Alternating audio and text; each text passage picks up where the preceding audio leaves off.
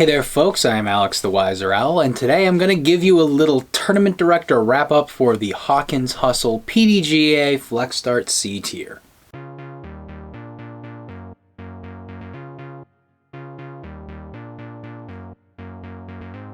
So the Hawkins Hustle was a PDGA Flex Start C tier held on Patriots Day, which is a Monday holiday here in Massachusetts. So I like running these Flex Start events on federal holidays. I think it's a nice time for events to run because not everybody has work off, and it gives those who do a chance to get a rated round. So this event had 58 players, the majority of them being pros. Of course, with it being a Monday holiday, you'd expect sort of lower turnouts because not everybody has work off, but also pairing that with having it being a Monday, there was also an amateur-only event, an NADGT qualifier over at Dacey held by Kaylee Allen, which definitely cut into our AM player base. That's exactly how we drew it up. When Kaylee wanted to run this NADGT qualifier, I wanted to make sure that pros had their own place to play as well, so they weren't excluded and got a chance to play a rated round. Remember that tournament directors can and should be coordinating with each other, especially in the post-COVID world where tournaments are filling up in sub 1 minute. So let's take a dive into the stats and the scoring from the event. One of the really cool opportunities that this event lended was that this was the first PDGA event ever held at Hawkins Woods. Hawkins is a really new course in the grand scheme of things, and the back nine only went in during the pandemic.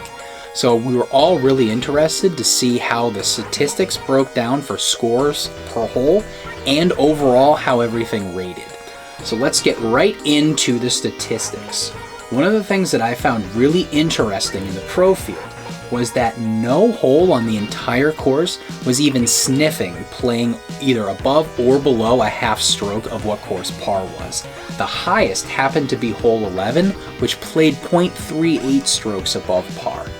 When looking at the AM side, I measured the stats by the MA2 division because that was the largest and had the most amount of data in it, and still, no hole on the course played above or below a stroke of course par. The closest was hole 17, which played 0.92 strokes above par. So what that's telling me is that everything is scored really fairly on this course, and I'm really interested to see as the course beats in how that might change, and if any future redesigns happen or any tweaks, what it's going to look like.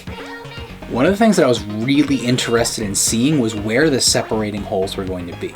My guesses were going to be hole 5, which is the first par 4 on the front and is a fairly difficult hole that requires a really touchy shot and off the tee to get you into one of 2 lanes, and then you have to follow 2 straight tunnels all the way to the basket. And then the other one that I was expecting to be a little bit more of a separating hole was hole 11, which I know from league play had never been birdied before. It turns out that hole 5 actually played right around par for the MPO division, and in the intermediate division, it played about 0.67 above par. So it wasn't quite the separator that I expected it to be. But hole 11 did play almost 3/4 of a stroke above par in MA2, and in the open division, it was the highest variation hole, playing at 0.38 above par. It did, however, see its first 2 birdies from Dylan Capaccioli and Matt Coble. If you were following my Instagram stories, you would see that we were trying to guess what a 1,000 rated round would be at Hawkins Woods.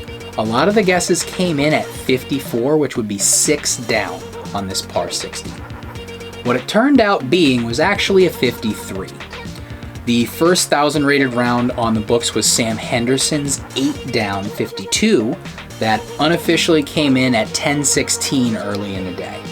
When the event finished up, that ended up being a 10-09 unofficial rating, and the variation between a stroke ended up being about 9 rating places, so a 53 would have come in at 999. So we were off by 1. Math. To wrap this up, I just want to give a quick shout out to all of our winners. And MA3 was Jason Verhoofsky, and MA2 was Jimmy Scanlon. Shout out to Jimmy Disc Golf. You can see his in the bag on this channel. In FA2 was Katie Chernicki. In MA1 was Larry Warwick. And in MPO was Kyle Moriarty throwing down a bogey-free course record 1037 rated neg 1149. Woo! It was an insane round to watch. And the last thing I want to shout out is John Sorrell for designing this course, allowing me to run this event, and just putting in a ton of work at Hawkins Woods. The course is going to be special and is going to be one of the best courses in the state in a real short amount of time. So thanks for watching, and tune in next week when I wrap up both of the Devon's redeployment events that I'm running.